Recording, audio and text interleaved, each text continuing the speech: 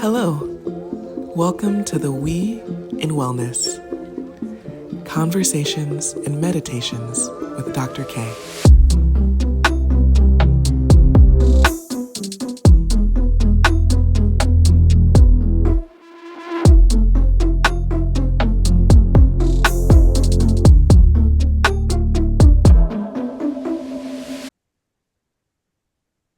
Hello, and welcome to the We in Wellness podcast. I'm your host, Dr. K. Hubbard, naturopathic doctor and clinical therapist. So let's begin at the beginning. Who is we in wellness? Why did I call the podcast this? Well, for a couple of different reasons, but mainly because I believe that through connecting with others, we can all find our own paths to get to how we define wellness and what we consider to be health. If I never had anyone to bounce ideas off of, then I don't think my ideas would be very great. So for this podcast, on this first episode, it's just me. I want you to get to know me, to get to know why we're here. In subsequent episodes, I will be interviewing others about their journey with wellness, and what we come to together.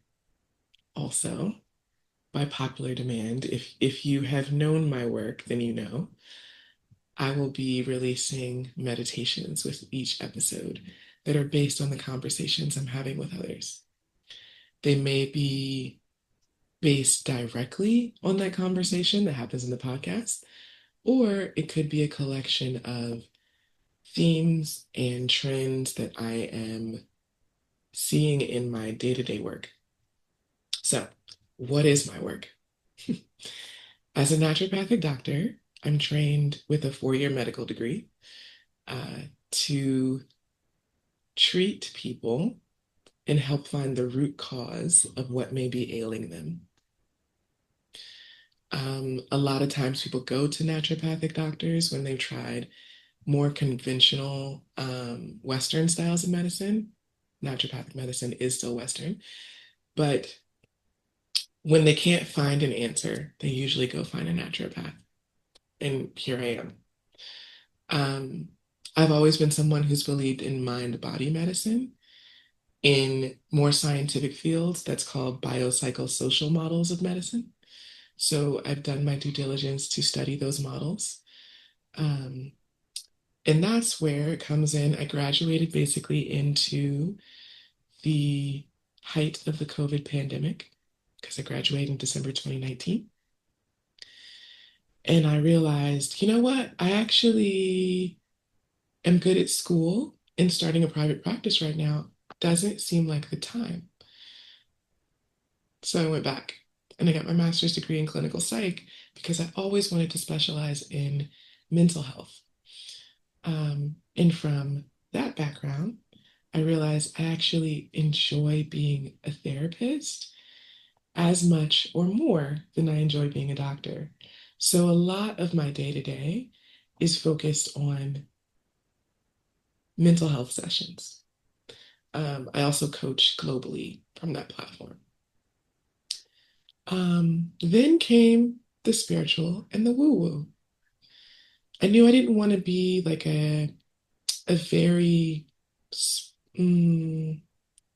how do I put this? Like a worksheets, CBT, this is the model, this is how we map out every session for each client that comes in. That's not how I work.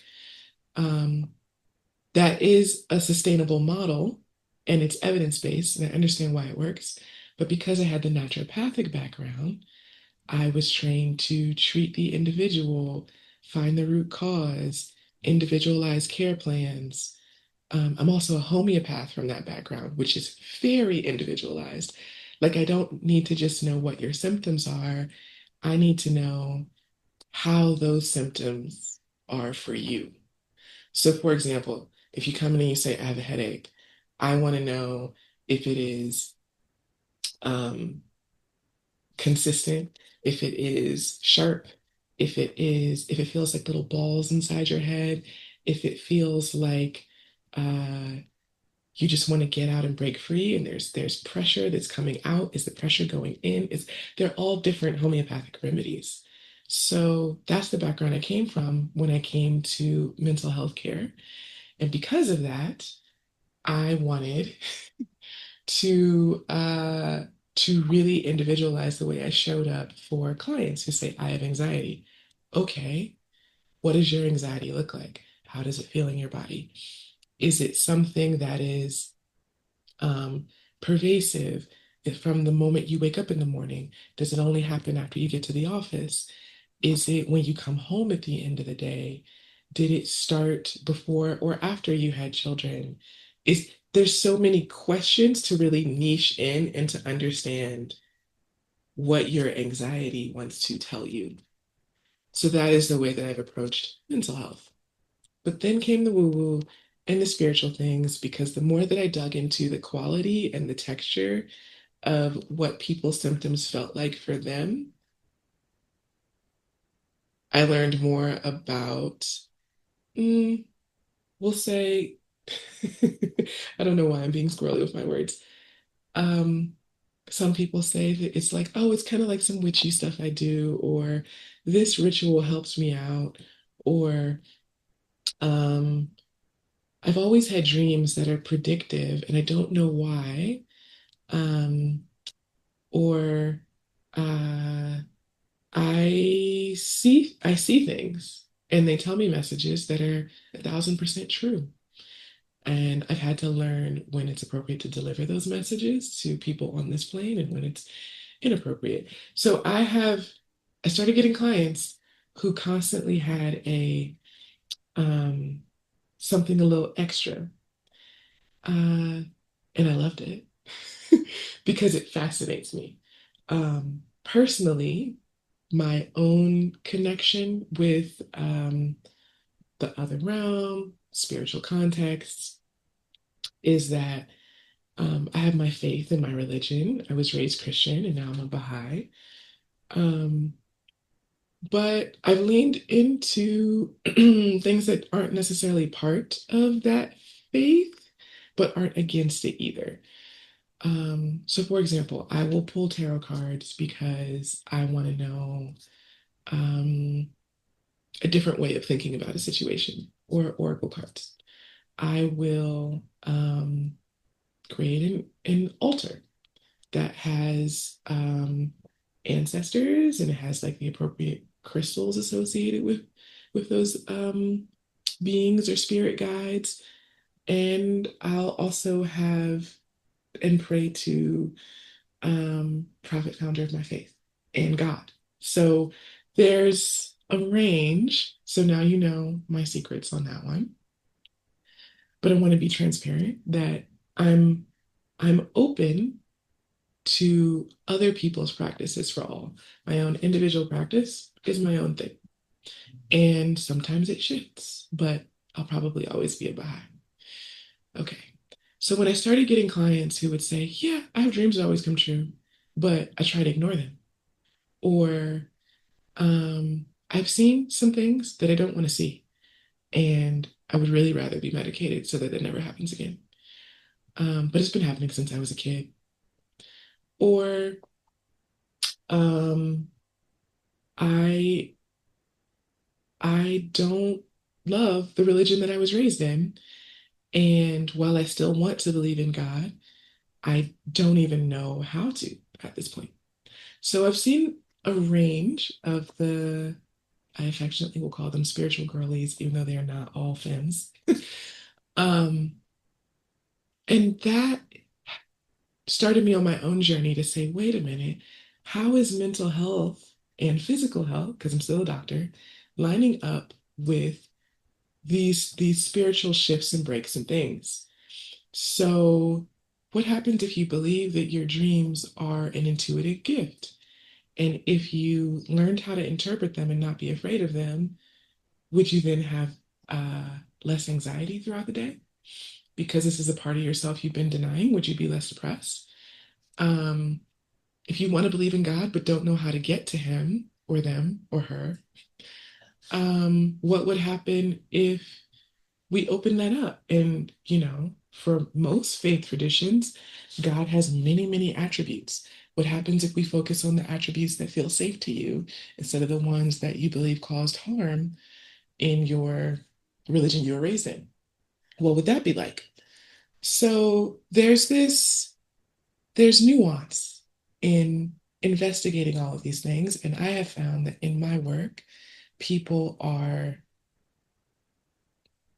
people feel more holistically well when all of those things are tackled. We can talk about nutrition. We can talk about lifestyle habits. We can talk about behavior modifications. We can talk about your traumas and all of those things that may have severely impacted your mental health. And we can talk about your spiritual connection and whether or not you want one. And if for you, spirituality is being able to have access to laughter, or if it is an organized religion. Okay. So that is what I do professionally. And in this podcast, I will be speaking with others from that context to ask them, what do you believe wellness is? How does it show up in your life? And how do interactions with others impact it? Okay.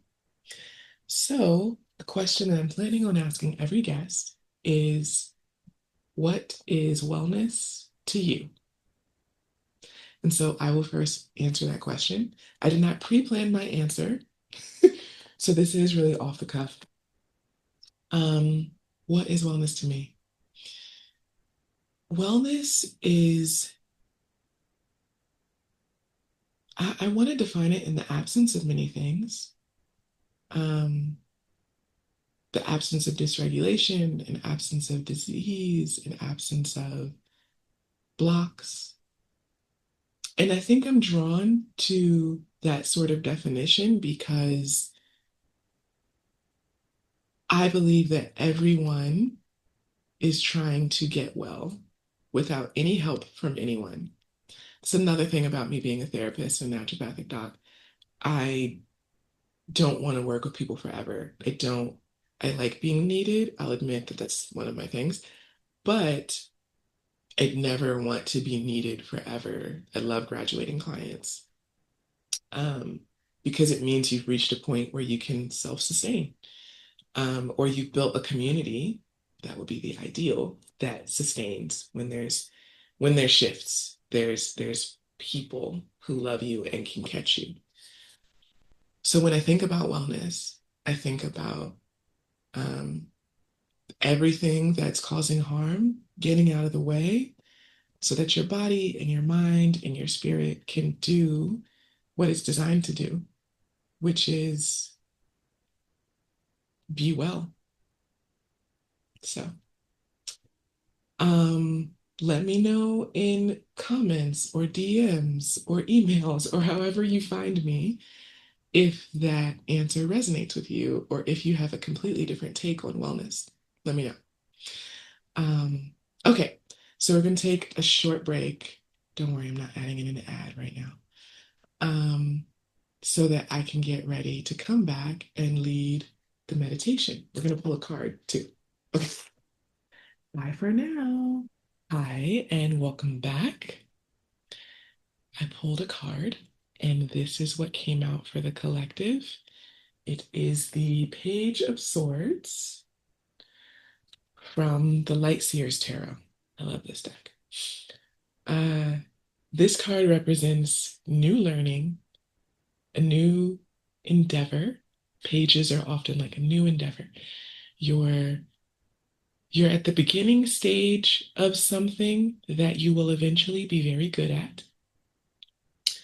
Um, and swords are the suit of mental things. So it's perfect. Here we are on the first episode of my podcast, and we're talking about new beginnings and learning about mental spaces. Um, in this card in particular, she has huge light bulb moments, which is why she has balloons with their light bulbs, and she's reading a new book. She's dressed like very preppy, like, very collegiate, I would say. Um, but she's also walking across a tightrope. So she's going from one place to another place. um, but the book is help guiding her way, these thoughts, this knowledge, this new experience. So if that resonates with you, take it and do with it what you will. For me, because like I told you, I like being transparent. Um, it resonates with me about this podcast. Like I was terrified to start. People have been asking me to do this for years because they've enjoyed the sound of my voice, which I'm very grateful for. Uh, but there's something about the consistency of it that has scared me. And just stepping into a more public and prominent space is, I'm introverted. I like to plan things well before I do them. Um, I have a lot of Virgo in my chart. I can be a perfectionist before I start, which gets me stuck. So for this card, it's like you'll get better as you go, and I will take that message. So we are going to do a very quick breathing exercise. Um, yeah, yeah, okay. So whenever you're ready, close your eyes. Get settled in your body. Maybe shake out your shoulders or roll out your neck if you're seated. Um, if you're listening to this on the go, I promise it won't be so sedating that you'll fall asleep. Okay. So take a deep breath and exhale slowly. Inhale again and exhale.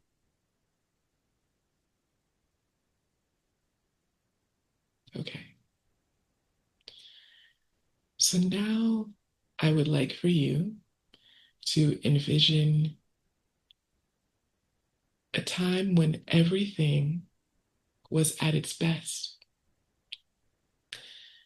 Was there a moment in your life when you ever had the thought, today is a day that's rare. This is a moment that's rare. I just achieved something I've been working on for a long time. Um, I just adopted a puppy. And I love this. I love getting to know them. Um, Someone just told me they're proud of me for the first time. Or I love that I'm getting to share ice cream with my grandmother. I know that's a wide range of thoughts, but I'm looking for a feeling of you having been your most authentic self and it was recognized, whether that was for a second or for a day. And if you cannot find that feeling, then imagine what it would feel like to be acknowledged for something that was very you. Like, and you don't have to go big. Like, I revealed all my secrets, and then someone told me they love me right after that. That might be hard to imagine. But perhaps imagine you tell a joke and you didn't know if it was going to land, but everyone laughed. Okay. So when you have your moment, concentrate on the feeling of it.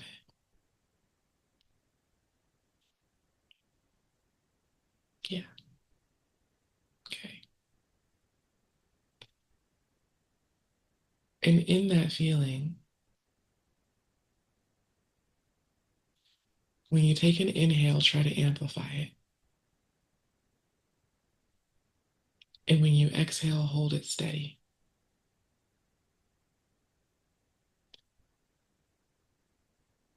So inhale.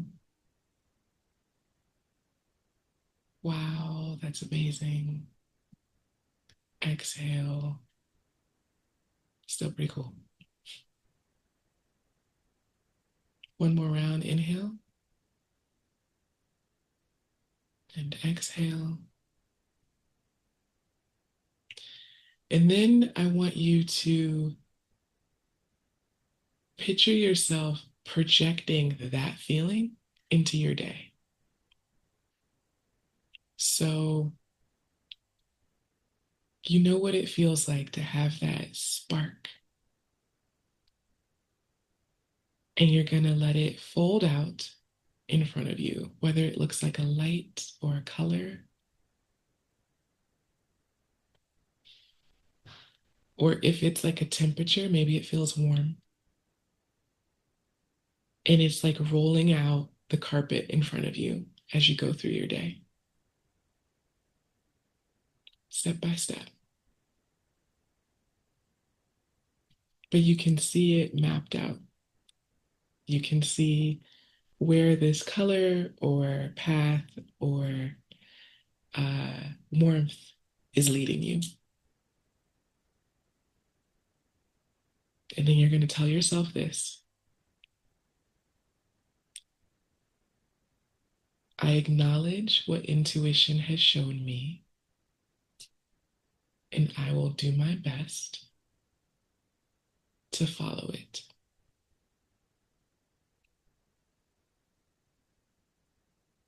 Okay? Another deep breath and exhale. You can start to come back to your body if you were somewhere else.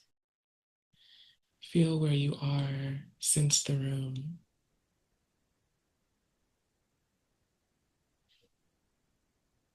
And open your eyes. Well, thank you for joining me on my very first podcast. And I look forward to hearing from you and seeing you soon.